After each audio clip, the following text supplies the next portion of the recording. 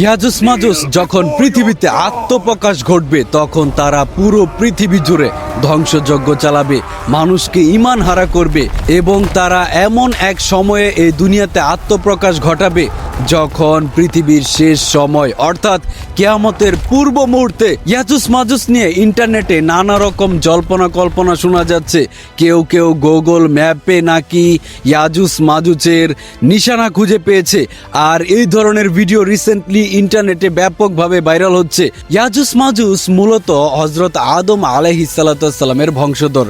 তাদেরকে বাদশাহ জুলকারনাইন লোহা এবং গলিত তামা দ্বারা একটি প্রাচীর নির্মাণ করে একটি জায়গায় বন্দী করে রেখেছে। তারা প্রত্যেকটা দিন সেই প্রাচীর ভাঙার জন্য একটি করে দল আসে এবং প্রাচীর ভাঙতে থাকে। যখন সন্ধ্যা নেমে আসে তখন তারা সেই কাজ থেকে বিরতি নেয় এবং একদল বলে, চলো আমরা আগামীকালকে এসে বাকিটুকু ভেঙে নিব।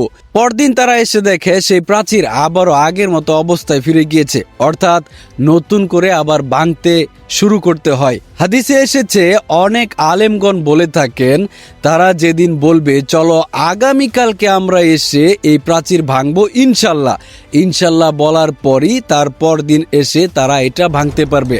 আর এই জিনিসটাও ঘটবে স্বয়ং আল্লাহ তাআলার ইচ্ছা অনুযায়ী।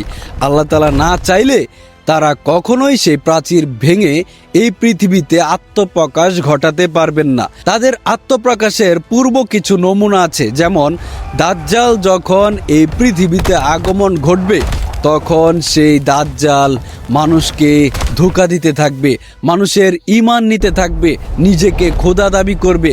আর হযরত ঈসা আলাইহিস সালাম আসমান থেকে পৃথিবীতে অবতরণ ঘটানোর পর দাজ্জালের সাথে যুদ্ধ হবে এবং দাজ্জালকে ধ্বংস করার পর মূলত ইয়াজুজ মাজুজের আত্মপ্রকাশ ঘটবে। ইয়াজুজ মাজুজও এসে তারা পুরো পৃথিবী জুড়ে ধ্বংসযজ্ঞ চালাবে, মানুষকে ঈমান হারা করবে।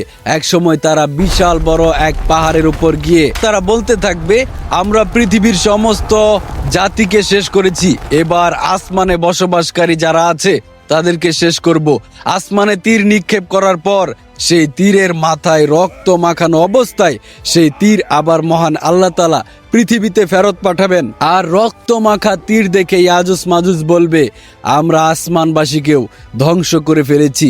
এইটা দেখে অসংখ্য মানুষ সেদিন ঈমান হারা হয়ে যাবে, নাউজুবিল্লাহ। প্রিয় বন্ধুরা, ইয়াজুজ মাজুজকেও স্বয়ং আল্লাহ তাআলা নিজেই এই পৃথিবী থেকে ধ্বংস করে দিবে, আর এটা ঘটবে কিয়ামতের পূর্ববর্তী সময়গুলোতে।